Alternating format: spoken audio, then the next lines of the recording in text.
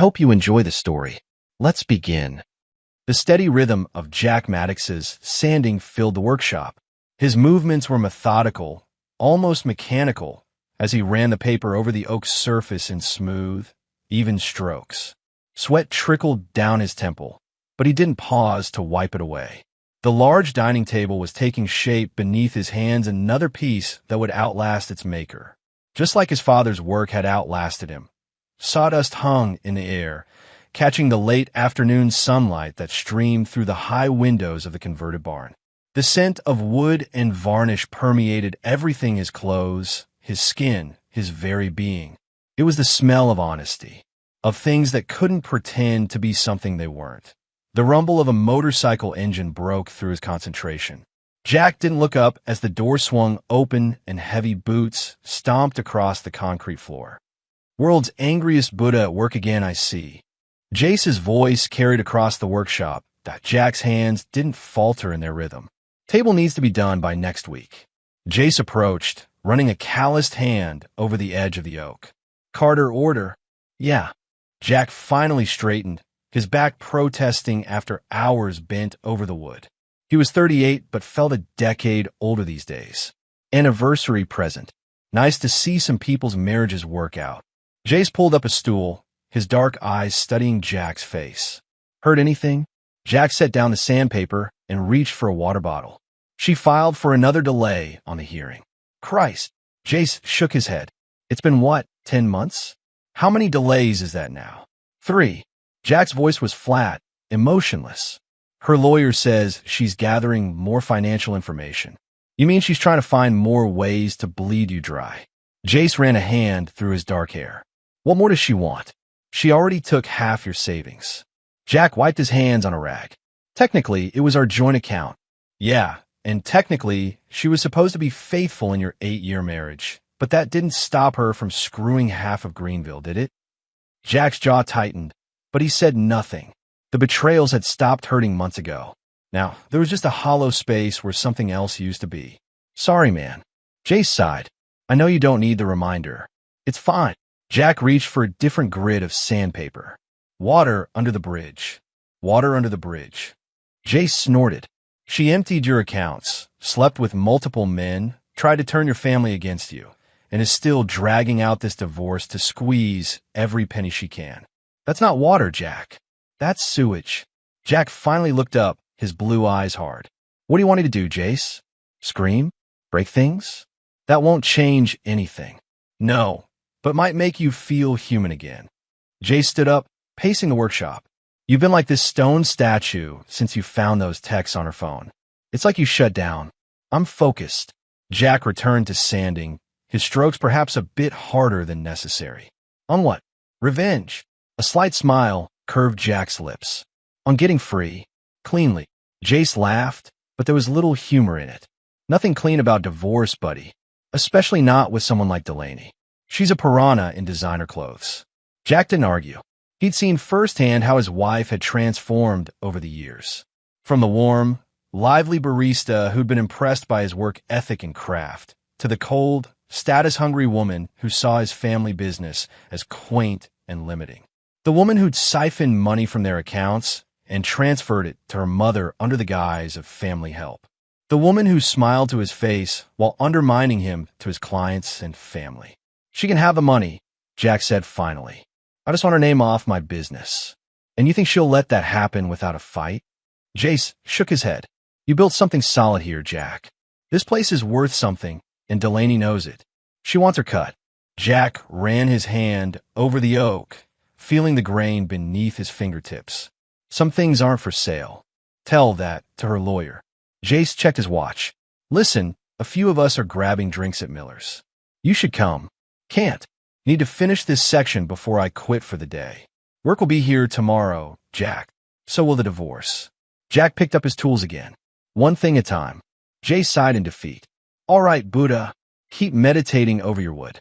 But my offer stands if you change your mind." Jack nodded, already back in his rhythm, as Jace headed for the door. Just before leaving, his friend paused. "Jack." "Yeah, she doesn't get to take this from you, too. Your life. Your right to have one outside this shop." Jack looked up, meeting Jace's concerned gaze. I know. Do you? Jace asked. Because from where I'm standing, she's winning if you're just existing. After Jace left, the silence descended again, broken only by the sound of sandpaper on wood and Jack's steady breathing. He worked until darkness fell, until his arms ached and his eyes burned. Only then did he put down his tools and lock up the workshop. The house felt too big now, too empty, even though he'd grown up here and lived alone for years before meeting Delaney. Her traces were long gone: clothes, decorations, the expensive wine glasses she'd insisted they needed. But somehow, her absence was louder than her presence had ever been. Morning sunlight filtered through the kitchen curtains as Jack sipped his black coffee. The clock on the wall ticked steadily, a sound that had comforted him since childhood. His mother had always insisted on real clocks, not digital ones. Some things shouldn't be rushed, she'd say. The knock at the back door came right on schedule. Tess Maddox never arrived early or late. She simply appeared when she was meant to. Doors open, Jack called. Tess entered with the confidence of a woman who knew her place in the world.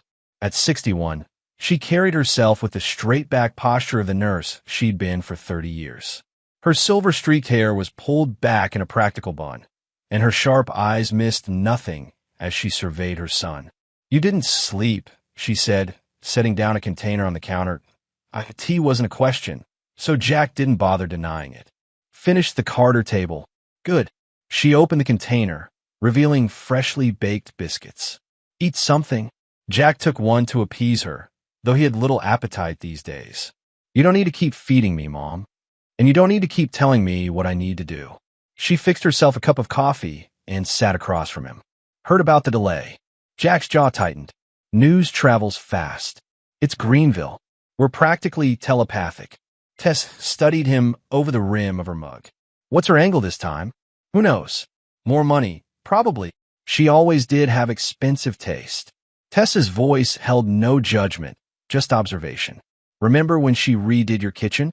$6,000 for countertops." Jack remembered. The fight that had followed when he'd questioned the expense had been their first major one. Delaney's tears, her insistence that he didn't understand how important appearances were, how people judged their success by such things. She was different at the beginning, he said quietly. Tess considered this. Was she? Or was she just better at hiding who she really was? The memory surfaced unbidden: Delaney in the coffee shop where they'd met. Laugh lines crinkling around her eyes as she teased him about ordering the same black coffee every morning at exactly 7:15. "Would it kill you to try something new?" she'd asked, sliding a different cup across the counter. "On the house. If you hate it, you never have to see me again." He hadn't hated it. And for 2 years after they married, he hadn't hated anything about their life together. Delaney had been warm, supportive, excited about his craft. She'd sit in his workshop for hours, watching him work, asking questions about different woods and techniques. But then came the slow transformation. The invitations to parties with people who had more money than sense. The complaints about the house's family home for 3 generations being too rustic. The hints that he could make more money if he mass-produced his designs instead of creating custom pieces. "What happened to that girl who loved my work?" he'd asked once, during a particularly heated argument. Her laugh had been brittle. She grew up and realized that craftsmanship doesn't pay the bills like she thought it would. The memory dissolved as Tess spoke again. "She came by the hospital before I retired. Did I ever tell you that?" Jack looked up, surprised. "No. When?" "About 2 years ago. Brought flowers. Told the nurses what a wonderful mother-in-law I was." Tess's lips thinned. "All for show, of course. She wanted me to convince you to take out a loan for that spa retreat she wanted to open. You never mentioned it. Because I knew you'd say no, and she'd blame me for poisoning you against her idea." Tess took another sip of coffee. She was always playing angles, Jack. Always looking for leverage. Jack nodded slowly. His mother had seen through Delaney from the beginning, though she'd kept her counsel until asked. Even then, she'd been measured in her criticism, allowing him to make his own decisions. "I should have listened to you," he admitted. "You loved her," Tess said simply. "Love makes fools of the wisest people." "Not anymore." His voice hardened. "I'm done being a fool." Tess reached across the table and squeezed his hand, a rare physical gesture from a woman who normally expressed affection through food and practical help. Good, because I think she's planning something. Jack's eyes narrowed. What do you mean? Jenny called yesterday. Said Delaney showed up at Madison's birthday party. What? Jack set down his coffee mug with too much force, liquid sloshing over the rim. She wasn't invited. Of course not. But she brought a gift and acted like everything was normal. Hugged everyone, asked about the family business, told stories about when you two were together. Tessa's expression darkened. Classic Delaney performance. Anger flashed through Jack, brief but intense. Madison was his niece. She was 10. She shouldn't be dragged into this mess. What did Jenny do? What could she do? Make a scene at her daughter's party. Tess shook her head. She let play out, then called me after. Jack ran a hand over his face, feeling the stubble he hadn't bothered to shave. Why would Delaney do that? The family made it clear whose side they were on months ago. That's what concerns me. Tess leaned forward, her gaze intent. She's setting something up. Right before she left, she whispered to me that she's got news for court. Like she wanted me to tell you. The pit of Jack's stomach tightened. Delaney never did anything without purpose. If she was trying to get a message to him, it was part of a larger strategy. Did she say what kind of news? No, but she looked. Tess paused, searching for the right word. Triumphant, like she won a prize. Jack stood, carrying his mug to the sink. His mind was already racing through possibilities, none of them good. Whatever she's planning, I'll handle it. I know you will. Tess began gathering her things. Just don't underestimate her, Jack. A cornered animal is always the most dangerous. He nodded, gazing out the window at his workshop. I won't. After Tess left, Jack returned to his work, but his mind kept circling back to Delaney's words. News for court. What could she possibly have that would change the momentum of the proceedings? They had no children, their assets were well documented, and the infidelity was established fact. What was left to leverage? By evening, the uneasiness had settled into his bones like a deep ache. He found himself digging through old papers in his office, reviewing financial records, text messages, emails, anything that might give him a clue about what Delaney was planning. Nothing stood out. But the feeling that something was coming, something he wasn't prepared for, wouldn't leave him. It followed him into restless sleep, where he dreamed of Delaney smiling at him across a vast table, sliding a cup across the surface. Drink it, she said in the dream. If you hate it, you never have to see me again. But when he looked down, the cup was empty. 3 days later, Jack was finishing up client paperwork when his phone buzzed. The text was from Jenny, his sister-in-law. Did you know Delaney's trying to friend Madison on TikTok? Jack stared at the message, his jaw clenching. First the birthday party, now this. He texted back quickly, block her. I'll handle it. The reply came almost instantly. Already done. This is getting weird, Jack. What does she want? I don't know. But I'll find out. Jack set down his phone and leaned back in his chair, a cold anger settling in his chest. Using a child to get to him was a new low, even for Delaney. Madison was an innocent in all this, a little girl who'd been confused and hurt when her aunt had suddenly disappeared from family gatherings. His cell rang, and he answered without checking the ID. Yeah, Jack, it's Marla. He straightened in surprise. Marla Ayers had been Delaney's best friend for years. They hadn't spoken since the separation. What do you want? To warn you. Her voice was tight, strained. Delaney's on the warpath. She's telling everyone who'll listen that you're trying to cheat her out of what she deserves. That's nothing new. Jack kept his tone neutral, though his grip on the phone tightened. She's been saying that for months. This is different. Marla hesitated. She says she has something that's going to change everything at the hearing. Something that'll force you to settle on her terms. The same uneasy feeling that had plagued him since Tessa's visit intensified. Did she tell you what it is? Another pause. Not exactly, but she's been acting strange. Triumphant 1 minute, terrified the next. Whatever she's planning, I don't think it's fully thought through. Why are you telling me this, Marla? You've been in her corner from the beginning.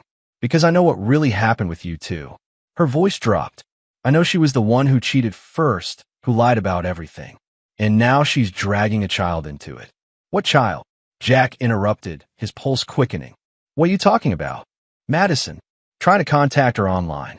It's crossing a line and No. You said dragging a child into it. Those were your exact words.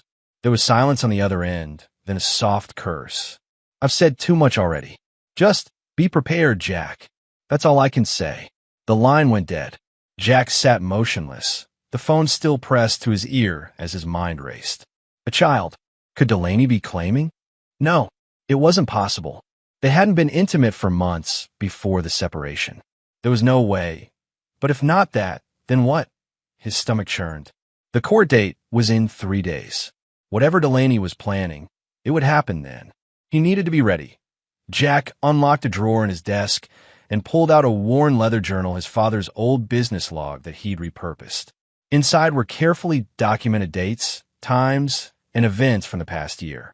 Every interaction with Delaney, every suspicious withdrawal from their accounts, every text message with conflicting stories.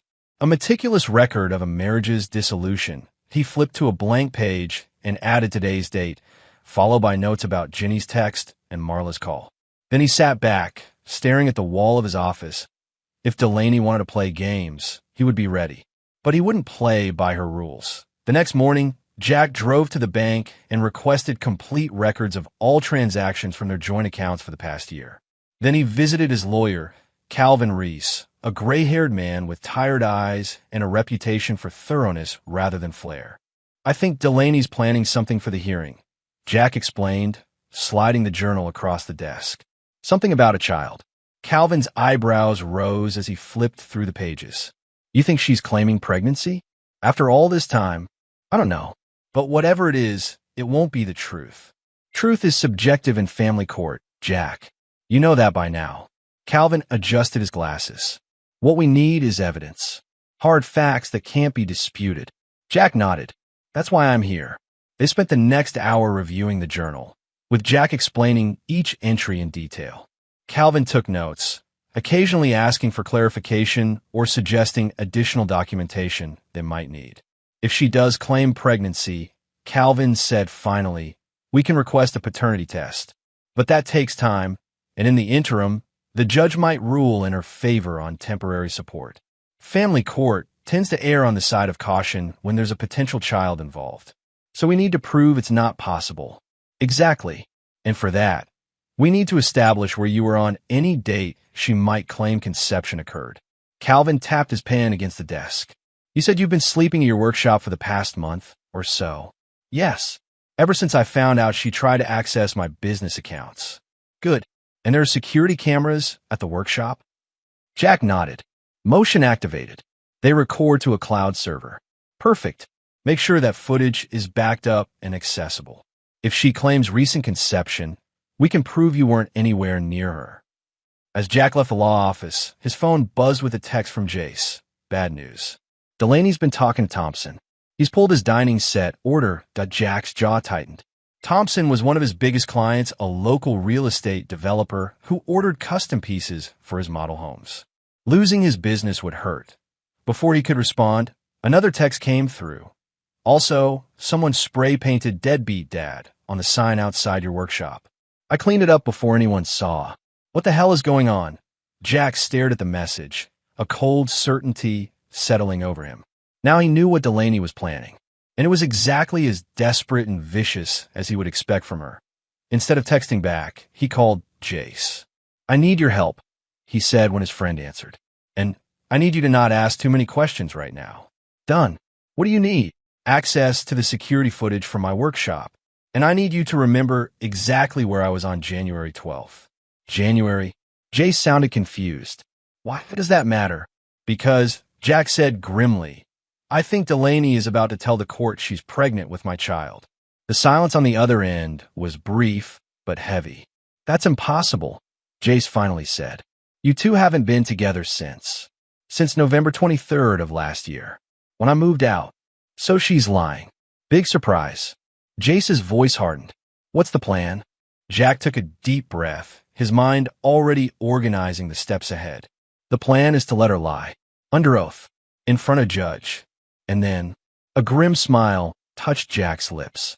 And then we show her what happens when you play games with the wrong person. The courthouse loomed against the bright spring sky, its stone facade imposing and immutable. Jack stood at the bottom of the steps, straightening his tie. He'd chosen his attire, carefully a dark blue suit he'd had long before meeting Delaney. Nothing flashy or expensive. He looked like what he was, a hardworking business owner, not trying to impress anyone. Jace pulled up on his motorcycle, parking it at an angle before joining Jack. Despite the occasion, he hadn't abandoned his usual style black jeans, boots, and a leather jacket over a button-down shirt. "Ready for this?" Jace asked, his gaze scanning the courthouse entrance. "Been ready for months." Jack's voice was steady, his expression neutral. Inside, though, his stomach churned with anticipation. Not anxiety, he was long past that, but the focused tension of someone preparing to spring a trap.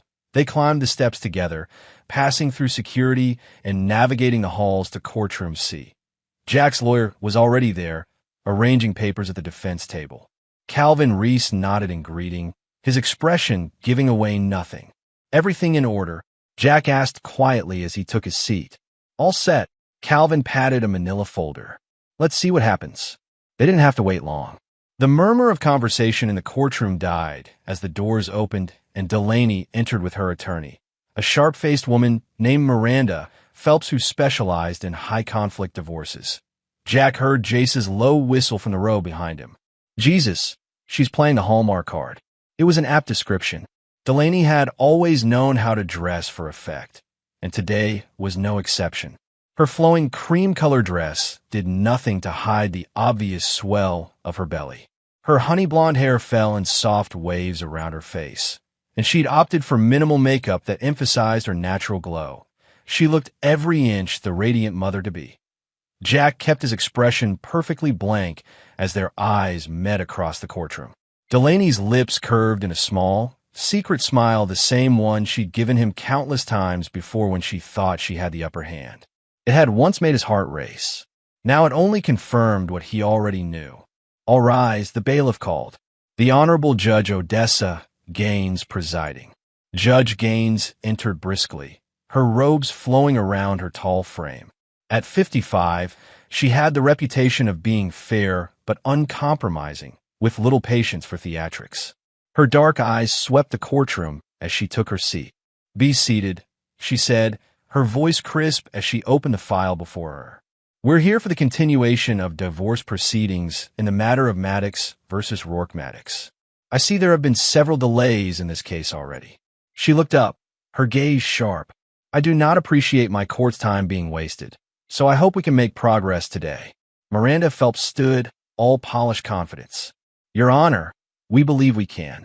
In fact, there have been significant developments that impact the financial considerations of this case." Judge Gaines raised an eyebrow. "Proceed. If it pleases the court, my client would like to make a statement regarding her current condition." The judge gestured for Delaney to stand. She did so with graceful care, one hand resting protectively on her belly. "Mrs. Rourke Maddox, you have something to add to these proceedings?" "Yes, Your Honor." Delaney's voice was soft but clear, with just the right tremor of emotion. "I'd like the court to be aware that I'm carrying Jack's child." A murmur rippled through the courtroom. Jack remained motionless, his eyes fixed on a point just above the judge's head. Beside him, Calvin scribbled a note on his legal pad. Judge Gaines's expression didn't change. "I see. And how far along are you, Mrs. Rourke Maddox?" "For months, Your Honor." "And when did you inform Mr. Maddox of this pregnancy?" Delaney's eyes glistened with tears that didn't quite fall. I haven't had the opportunity. Jack has refused to speak with me directly since our separation. All communication has been through lawyers." The judge turned her penetrating gaze to Jack. "Mr. Maddox, were you aware of your wife's pregnancy?" Calvin started to rise, but Jack put a hand on his arm. "I'll answer," he said quietly. Then, to the judge, "No, Your Honor. This is the first I'm hearing of it." If Judge Gaines found his lack of reaction noteworthy, she didn't comment on it. "Very well. Ms. Phelps, I assume this development affects your client's requests regarding support and division of assets." "It does, Your Honor." Miranda stepped forward, handing a document to the bailiff. We've prepared an amended petition that takes into account the needs of Mrs. Rourke Maddox and her child. As the bailiff delivered copies to Calvin and the judge, Jack finally looked directly at Delaney. Her face was a perfect mask of vulnerability and hope. But her eyes told a different story. They were calculating, triumphant. She thought she'd won. The corner of Jack's mouth twitched in what might have been the ghost of a smile. Judge Gaines scanned the amended petition, her expression growing more severe with each page. Ms. Phelps, this is quite a significant increase from your original requests. Yes, Your Honor, but given the circumstances. The circumstances being a pregnancy that was not disclosed until this moment, despite multiple hearings. The judge set the papers down. Mrs. Rourke Maddox, when exactly did this pregnancy occur? Given the timeline of your separation, I'm finding the math interesting. Delaney's hand fluttered to her throat in a gesture Jack recognized all too well her tell when she was about to lie with extra conviction. Jack and I had a moment of reconciliation about 2 months after he moved out. In mid-January. I see. Judge Gaines turned to Jack. Mr. Maddox, is this accurate? All eyes in the courtroom shifted to him. This was the moment, the fulcrum upon which everything would turn. Jack met the judge's gaze steadily. No, Your Honor, he said, his voice clear and firm. That never happened. Not once. Not even by accident. A muscle twitched in Judge Gaines's jaw. She looked between the two of them, then made a note on her pad. We appear to have conflicting testimony. Ms. Phelps, can your client provide any evidence of this reconciliation? Miranda leaned over to whisper to Delaney, who nodded and whispered back. The attorney straightened. Your Honor, the evidence of the reconciliation is self-evident. She gestured to Delaney's belly. Mrs. Rourke Maddox is carrying Mr. Maddox's child. That's circular reasoning. Counselor, Judge Gaines said dryly. The pregnancy is the result you're claiming, not evidence of how it occurred. With respect, Your Honor, Calvin interjected. Rising, we contest the claim that Mr. Maddox is the father of this child. Delaney gasped softly, her hand pressing against her heart in a picture of wounded innocence. How could you say that, Jack? Her voice trembled. After everything we've been through. Jack said nothing, his expression unchanged. Your Honor, Miranda said quickly, my client is willing to submit to paternity testing after the birth. But in the meantime, she requires support for her medical needs and preparation for the child. Judge Gaines's brow furrowed. Mr. Reese, what is your client's position on interim support? Calvin glanced at Jack, who gave a nearly imperceptible nod. Your Honor, my client is willing to provide reasonable support if paternity is established. However, we believe that Mrs. Rourke Maddox's claim about the timing and circumstances of conception is false, and we're prepared to provide evidence to that effect. Very well. The judge checked her calendar. Given the sensitive nature of these claims, I'm going to recess for 30 minutes. When we reconvene, both parties will present their evidence regarding the alleged reconciliation. We'll proceed from there. She banged her gavel once. Court is in recess. As people began to file out, Jack remained seated, his eyes forward. He could feel Delaney's gaze burning into him from across the room. You're handling this well, Calvin murmured, arranging his papers. Most men would be on their feet, shouting by now. That's what she's counting on, Jack replied quietly. She wants me to lose control, to look guilty or defensive. Jace leaned forward from the row behind. She doesn't know you as well as she thinks she does. Outside in the hallway, Jack caught sight of Delaney huddled with Marla near the water fountain. Their voices were low but intense. Jack positioned himself near a bench where he could overhear without being obvious about it. This is insane, Delaware. Marla's face was tight with tension. You're playing with fire. It's going to work? Delaney hissed back. He won't risk going public with how cold he really is. This town still thinks he's some damn saint. He'll settle. And if he doesn't, he will. Delaney's voice hardened. He has to. I'm out of options, Marla. The credit cards are maxed. Mom's threatening to sell the condo if I don't start making payments. This is my only way out. What about Wyatt? Does he know you're doing this? Delaney's laugh was bitter. Wyatt ghosted me the minute I told him I was keeping it. He wanted nothing to do with the baby. Said his business was just taking off, couldn't afford the distraction. So Jack is your backup plan. Jack is my ticket to stability. He owes me that much after 8 years. Marla shook her head. This isn't right, Delaware. Using a baby like this. Using. Delaney's voice rose slightly before she controlled it. I'm securing my child's future. Jack's business is worth something. With alimony and child support, I can start over. Get back on my feet. There are other ways. Name one. Delaney's eyes flashed.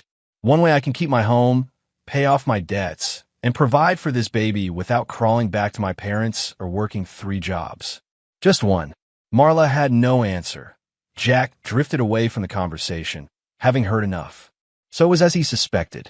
Delaney was using the pregnancy, a real pregnancy, but not his to leverage more money from the divorce. She was desperate, in debt, and the baby's actual father had abandoned her. In another time, he might have felt pity. Now, he felt only a cold certainty that justice was about to be served. Back in the courtroom, Judge Gaines called for silence as she retook the bench. We'll begin with the petitioner. Mrs. Rourke-Maddox, when exactly do you claim this reconciliation occurred? Delaney stood, one hand supporting her back in the posture of a woman carrying a precious burden. January 12th, Your Honor. In the evening. And where did this occur? At the house we shared. Jack came by to pick up some tools he'd left in the garage. We started talking about old times and... She lowered her eyes. One thing led to another. Mr. Maddox? Your response. Jack stood, his voice steady. That's not true, Your Honor. On January 12th, I was working in my shop all night on a rush order for a client. I never went to the house. Can you prove your whereabouts on that date? Jack nodded. Yes, Your Honor. My workshop has security cameras that record to a cloud server. I have footage showing me at the shop from 7 p.m. on January 12th until 6 a.m. the following morning. Delaney's confident expression faltered slightly. Miranda whispered something to her, and she nodded, composing herself. Additionally, Jack continued, I have time-stamped order records showing I was working on a custom dining set for the Harrison family that night, with delivery scheduled for January 14th. The Harrisons can confirm they picked up their completed order on that date.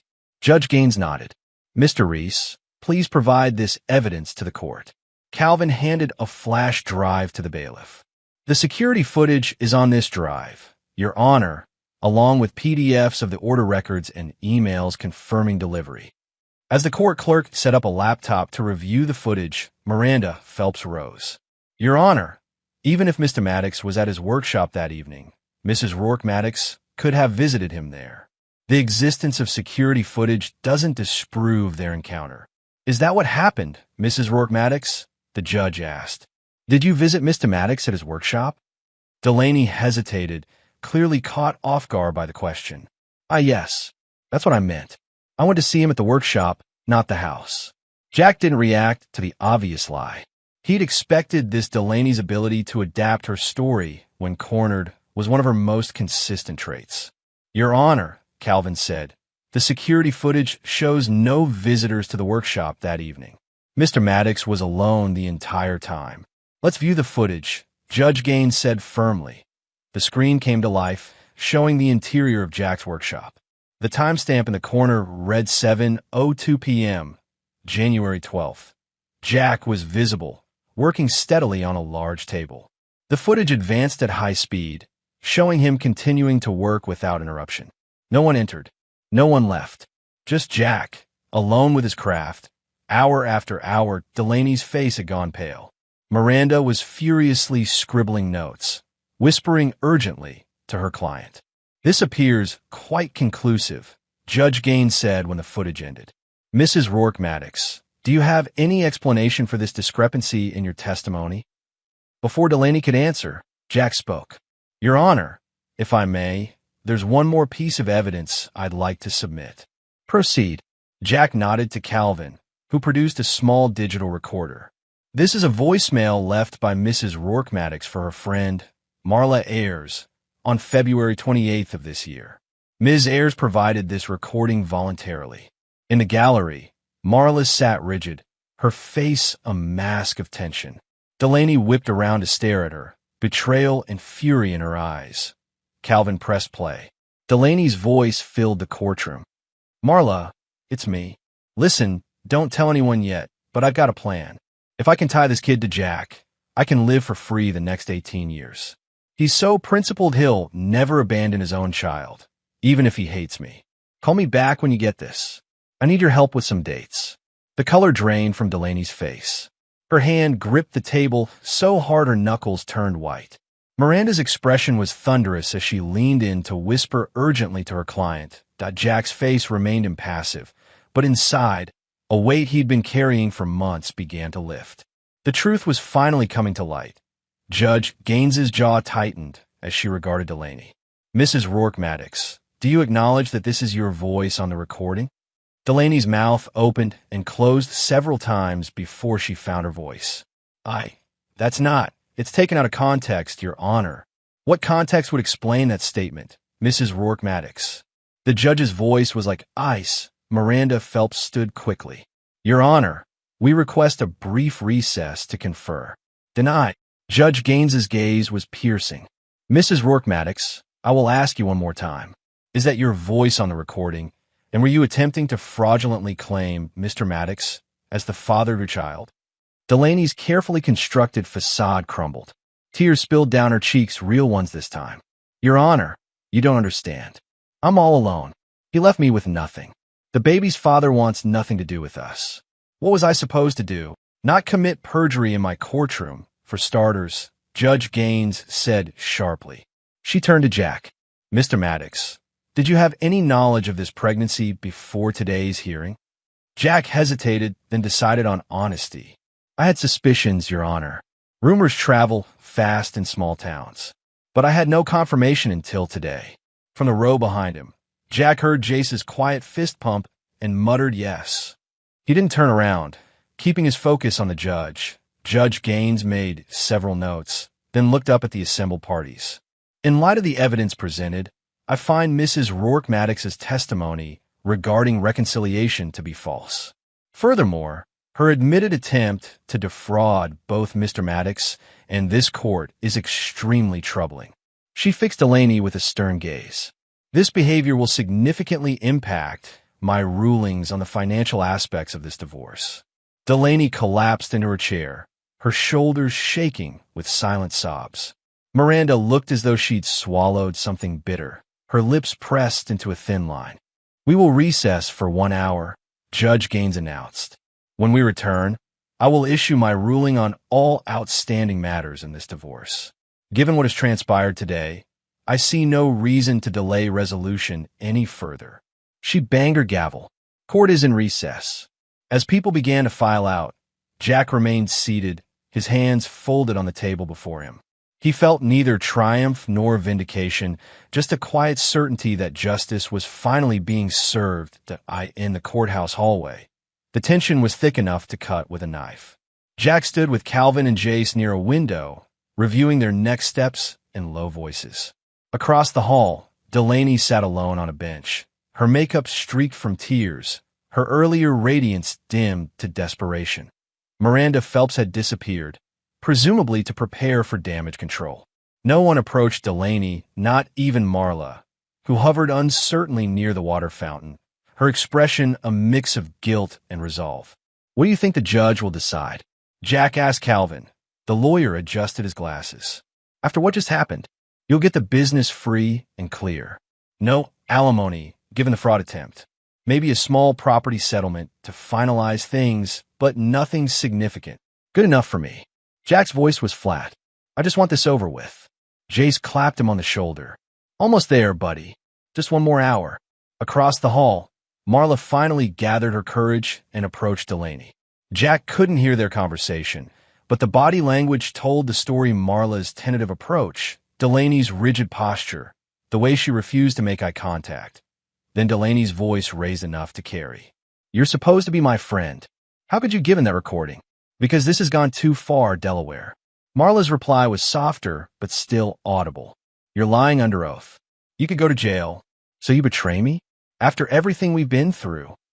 Delaney's face contorted with fury. What kind of friend does that?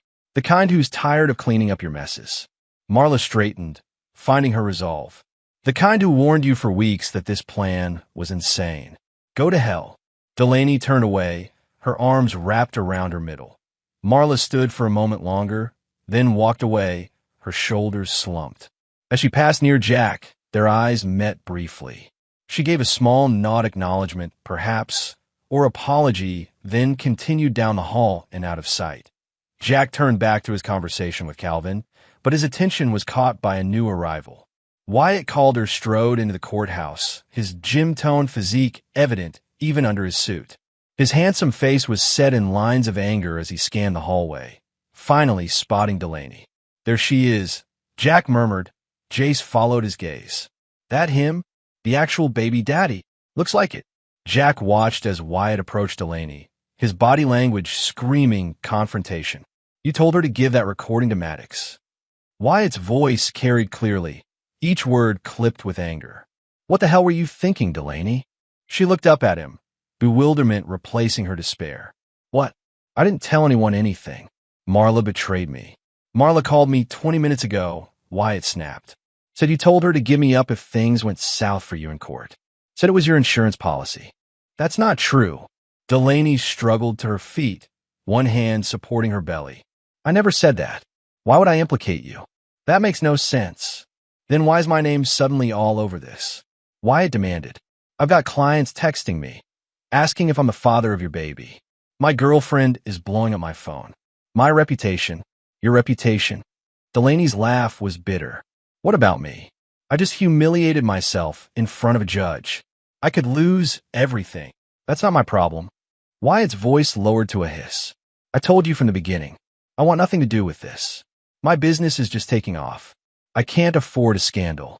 It's your child, Wyatt, Delaney said, her voice breaking. Doesn't that mean anything to you? You can't prove that. His face hardened. And if you try, I'll deny it. It'll be your word against mine. And after what just happened in that courtroom, who do you think people will believe? Delaney's face crumpled. You said you loved me. I said a lot of things. Wyatt stepped back. Stay away from me, Delaware. I mean it. This isn't my mess to fix. He turned and strode away, not looking back as Delaney sank on a bench, her body shaking with silent sobs.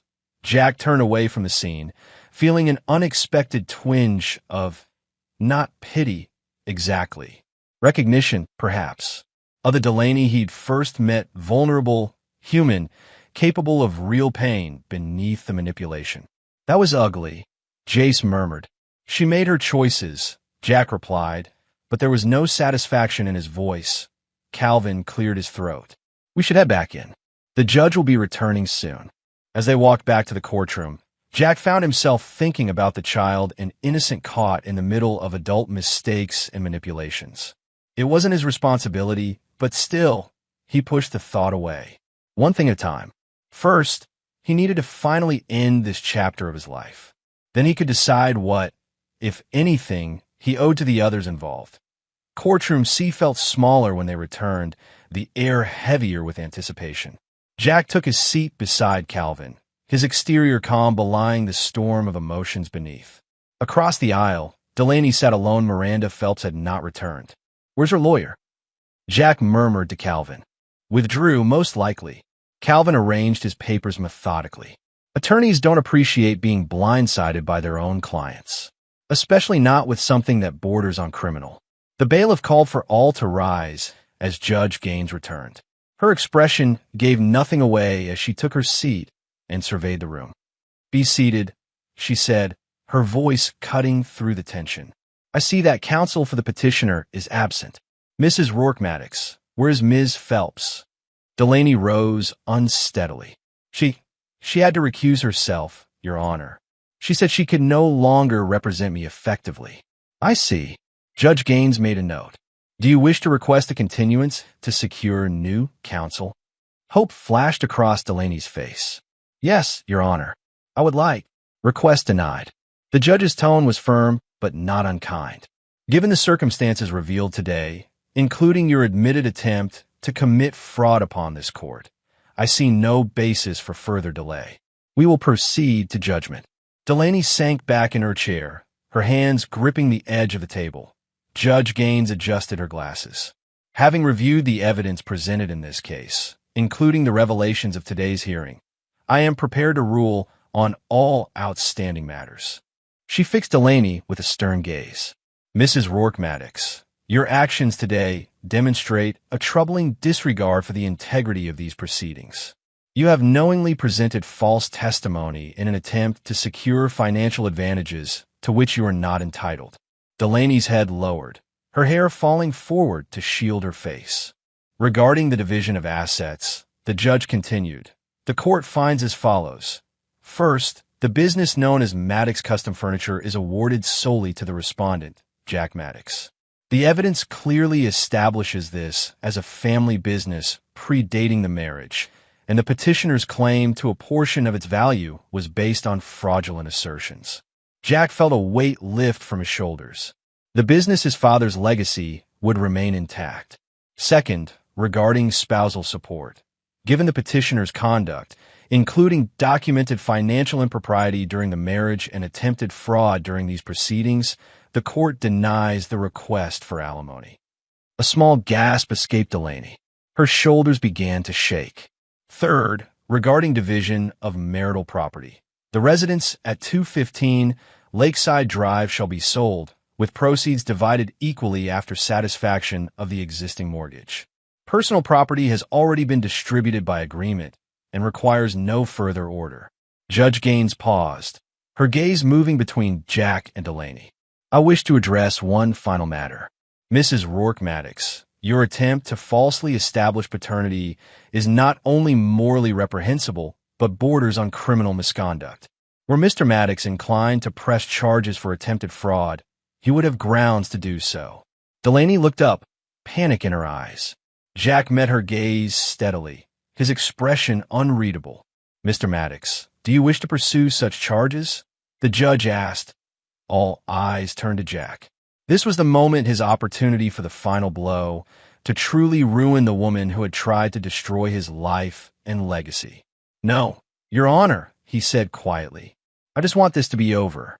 Relief flooded Delaney's face, followed quickly by confusion, as if she couldn't understand why he wouldn't take the opportunity to hurt her more. Judge Gaines nodded.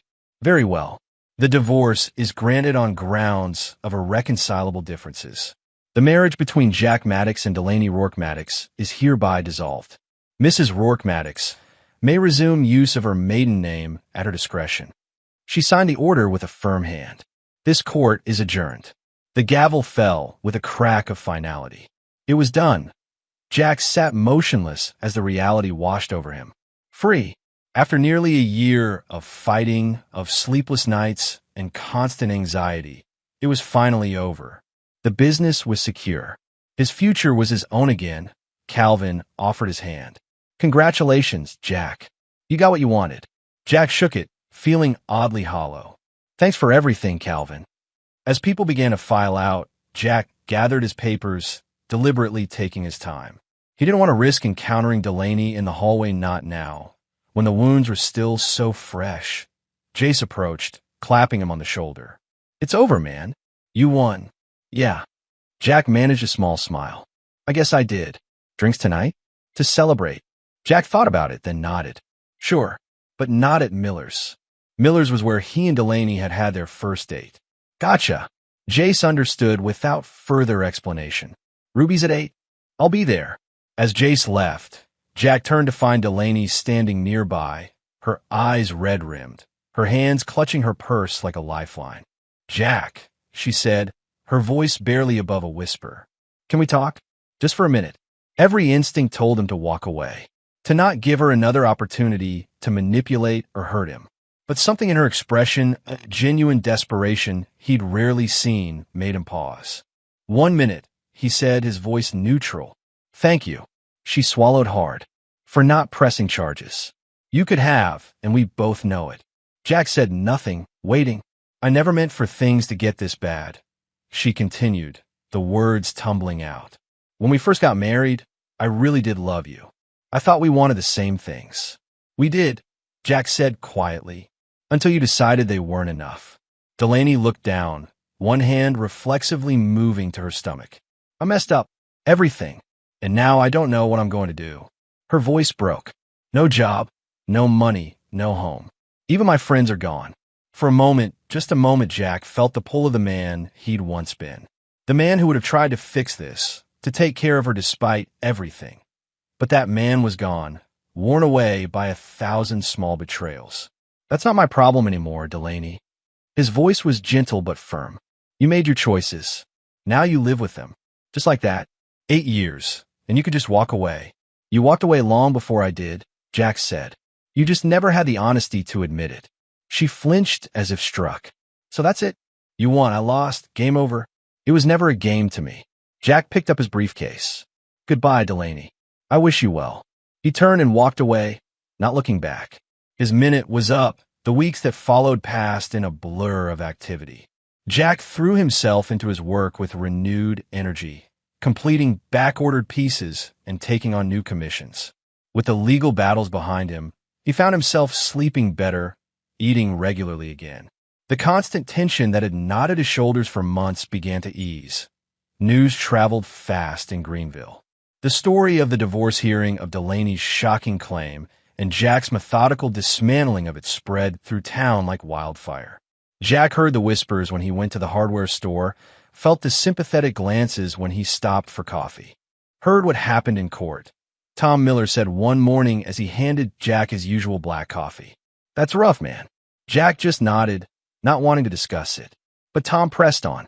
She really tried to pin another man's baby on you? That's cold. It's over now, Jack said, hoping to end the conversation. Yeah, well, you're better off. Word is Wyatt Calder's denying the kid is his too, telling everyone who'll listen that Delaney's a liar who can't be trusted. Jack's hand tightened around his coffee cup. That's so. Yep, poor kid's gonna be born with nobody willing to claim it. Tom shook his head. Not the child's fault, its mother is. He stopped, seeming to realize he'd gone too far.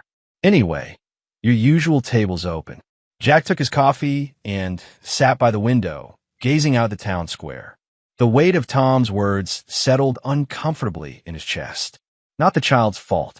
No, it wasn't.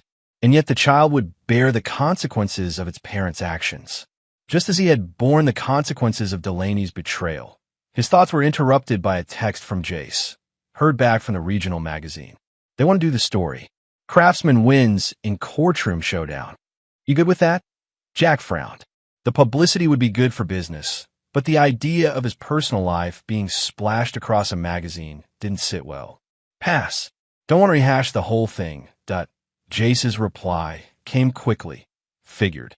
Already told him no. Just checking. Finishing his coffee, Jack headed to his workshop. The familiar sense of wood and varnish welcomed him home. This was where he belonged, creating things that would last. Things with integrity in every joint and curve. The oak table he'd been working on the day of the hearing was nearly complete. Jack ran his hand along the edge, feeling the smooth finish beneath his fingertips. Good work. Honest work. His phone rang. Tess. Morning, Mom. Morning, son. Just checking in. Haven't heard from you in a few days. Been busy with orders. Good busy or avoiding the world busy. Jack smiled despite himself. His mother never did mince words. Good busy. Things are picking up since everything's settled. I'm glad. Tess paused. Have you heard about Delaney? Jack's smile faded. No, and I'm not sure I want to. She's moved back in with her parents. Outside of Raleigh. Something like relief washed over him. Delaney gone from Greenville meant one less complication, one less chance of painful encounters. How'd you hear that? Marla told me. She stopped by the house yesterday. Wanted to apologize for her part in everything. She didn't owe you an apology. No, but she needed to give one. Tess's voice softened. She's carrying a lot of guilt, Jack. Says she should have told you what was happening sooner. Jack sighed. She did what she could. In the end, she came through. That's what I told her. Tess was quiet for a moment. She also said Wyatt Calder's been telling everyone the baby isn't his. Yeah, I heard. Marla says it is. Says Delaney has texts to prove it, but Wyatt threatened to sue for defamation if she makes them public. Jack's jaw tightened. Wyatt had always been a coward beneath the charm and muscles. That's between them. I know. Tess sighed. Just thought you should know. In case you run into Wyatt at the gym or something. I switched gyms months ago. Smart boy. Pride colored her voice. Your father would have been proud, you know, of how you handled all this. Jack swallowed against a sudden tightness in his throat. I don't want pride. I want peace. But I'll fight to keep it. That's my son. Tessa's voice was warm. Coming for dinner Sunday. Wouldn't miss it. After hanging up, Jack returned to the table, his mind churning with thoughts of Delaney, Wyatt, and the innocent child caught between them. None of it was his responsibility. He'd been clear about that in court, and he'd meant it. And yet, he pushed the thoughts away. He had work to do. Summer arrived with a vengeance, bringing humid heat that made the workshop nearly unbearable by midday. Jack adjusted his schedule, starting at dawn and finishing when the temperature became too much. Business was booming. He had orders backed up for 3 months and was considering hiring an apprentice to help with the simpler pieces. The Thompson account had returned, with an apology for getting caught up in gossip. Jack had accepted the work, but kept things strictly professional. Some bridges, once damaged, were never quite the same point. One Tuesday morning, Jack was sketching designs for a custom headboard when the workshop door opened. He looked up to see Tess enter, carrying a wicker basket. Lunch, she announced, setting it on his desk. Since I know you won't stop to eat otherwise. Thanks, Mom. Jack set aside his pencil and opened the basket. Inside were sandwiches, fruit, and a thermos of iced tea. You didn't have to do this. I know that. Tess sat on a stool, watching as he unwrapped a sandwich. Just wanted to see how you're doing. Really doing. Jack took a bite, considering the question. Good, I think. Busy. The Carter order led to 3 more referrals. I meant personally, not professionally. Tess fixed him with her nurses, gazed the one that had intimidated a generation of patients and hospital administrators alike. Jack sighed. I'm fine, Mom. Really? Are you sleeping? Yes. Eating regularly. When I remember seeing anyone, her tone was casual, but her eyes were sharp. Jack nearly choked on his sandwich. What? No. It's only been 3 months since the divorce was final. Just checking. Tess sipped from the thermos. Life goes on, Jack, even after betrayal. He set down the sandwich, appetite fading. I know that. I'm just not interested in jumping back into all that. All what? Human connection? Love? The messy, complicated business of sharing your life with someone. Exactly. Jack's voice was firm. I tried that. Look how it turned out. Tess studied him for a long moment. Do you know why your father never remarried after your mother died? The question caught Jack off guard. His father had raised him alone from the age of 8, after Jack's mother succumbed to cancer. The subject of dating had never come up. I assumed he was still in love with her. He was. Tess nodded. But that wasn't why he stayed single. He was afraid. Dad wasn't afraid of anything. Tessa's smile was sad. We're all afraid of something, Jack.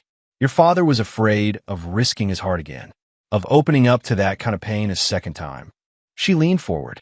And do you know what he told me? Right before he died? Jack shook his head, throat tight. He said his biggest regret was letting fear make that decision for him. That he'd wasted years he could have spent loving again. This is different, Jack protested. Delaney didn't die. She betrayed me. Repeatedly. Yes, she did, Tess agreed. And that's her burden to carry, not yours. Your burden is deciding what to do with the lesson she taught you. She reached across the desk to take his hand. Will you learn to be more careful, more discerning? Or will you learn that love isn't worth the risk? Jack had no answer. The question settled into his chest like a stone. Tess squeezed his hand once, then changed the subject. The garden club wants to commission a bench for the town square. Memorial for old Mrs. Hadley. Thought you might be interested. He recognized the gift. She was giving him space to consider her words without pressure. Send them my way. I've got some ideas that might work. They finished lunch talking of safer things town gossip, the heat wave, Tessa's upcoming book club meeting. As she prepared to leave, Jack walked her to her car. Thanks for lunch, he said, and for the advice. You don't have to thank me for either. She reached up to pat his cheek. Just think about what I said. Your father was a good man, but even good men make mistakes. After she left, Jack returned to the workshop, but his concentration was broken. He found himself thinking about his father, the quiet strength he'd admired, but also the loneliness he'd sensed but never fully understood as a child. Had his father really regretted not opening his heart again? Or was that Tessa's interpretation, her way of nudging Jack back toward the world of the living? Either way, she'd given him something to consider. That evening, as Jack was closing up the workshop, his phone chimed with an email notification. The sender's name made his heart stutter, Delaney Rourke. His first instinct was to delete it unread. What more could she possibly have to say? But curiosity, or perhaps something deeper, made him open it. Jack, I know you probably never want to hear from me again, and I wouldn't blame you. What I did was unforgivable. I lied, I manipulated, I tried to use a child as leverage. There's no excuse for any of it. I'm not writing to ask for forgiveness. I know that's not possible. I'm writing because I owe you an apology, a real one. Not the self-serving kind I gave in court that I'm sorry, Jack. For everything. For the person I became during our marriage. For the ways I hurt you. For trying to take what wasn't mine. You were a good husband. You worked hard. You were faithful. You built something real with your hands. I couldn't see the value in that because I was too busy wanting things that didn't matter that I'm back home with my parents now. The baby is due in 2 months. It's a girl. I'm trying to figure out how to be a mother when I've made such a mess of everything else. I don't expect a response. I just wanted you to know that I understand what I lost. Not the money or the status or any of the things I thought were important, but the chance to build a life with someone of integrity. Be well, Jack. You deserve that. Delaney. Jack read the email twice, searching for the manipulation, the hidden agenda. But for once, Delaney's words seemed genuine. Perhaps hitting rock bottom had finally stripped away her artifice. He closed the email without replying. What was there to say? Apology accepted? It wasn't, not really. Some betrayals cut too deep for simple forgiveness. I hope your daughter has a better life. That went without saying, and silence was the only appropriate response. Their chapter was closed. Whatever happened in Delaney's new one was her responsibility, not his. And yet, as he drove home under a sky turning from blue to purple, Jack found himself thinking not of Delaney, but of the unnamed child. A little girl who would enter the world surrounded by complications not of her making. Would she have Delaney's honey blonde hair? Her easy laugh from the early years? Or would she take after Wyatt with his strong jawline and athletic build? It wasn't his concern. He reminded himself of that fact as he made dinner, as he sat on the porch watching fireflies dance across the yard, as he prepared for bed. Not his concern. Not his responsibility. The thought followed him in his sleep, where he dreamed of a small hand reaching for his own. 2 weeks later, Jack received a letter in the mail. The return address was Delaney's parents' home in Raleigh. Unlike the email, this was harder to ignore, a physical thing demanding attention, that he set it aside as he prepared for his day, deliberately focusing on other things. There was wood to select for the Hadley Memorial Bench.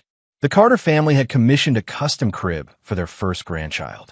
The Thompson order needed final approval, but the letter sat on his kitchen counter like a living thing, drawing his eye whenever he passed. Finally, as evening settled over the workshop, Jack took the letter outside to the fire pit behind the building. He'd use it countless times to burn scraps and sawdust. Tonight, it would serve a different purpose. The letter was 2 pages, written in Delaney's flowing script. Jack didn't open it. Didn't need to. Whatever pleas, or explanations, or requests it contained wouldn't change anything.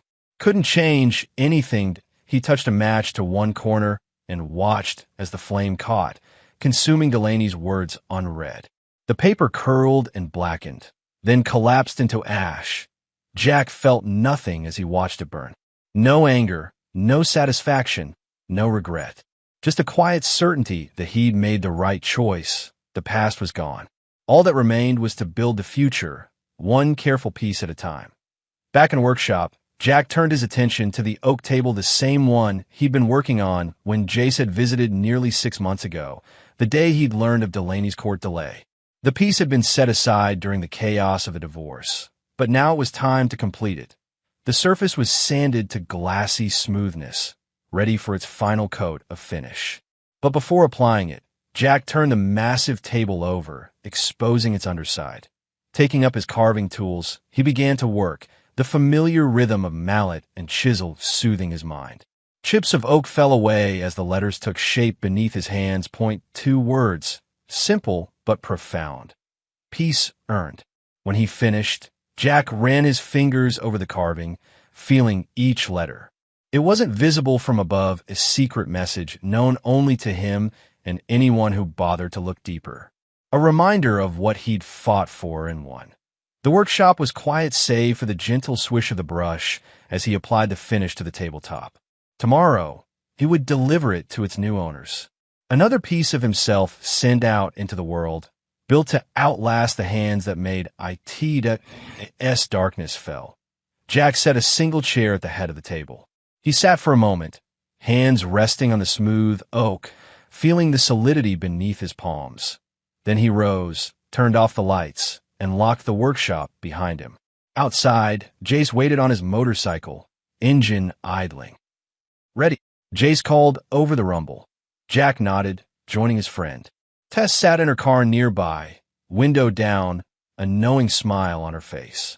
"Where to?" Jack asked as he climbed onto the back of the motorcycle. "Wherever you want," Jace replied. "The night's young." Jack glanced back at the workshop, at the life he'd defended and rebuilt. Then he looked forward to the road ahead and whatever waited beyond the curve. "Let's go," he said, not looking back.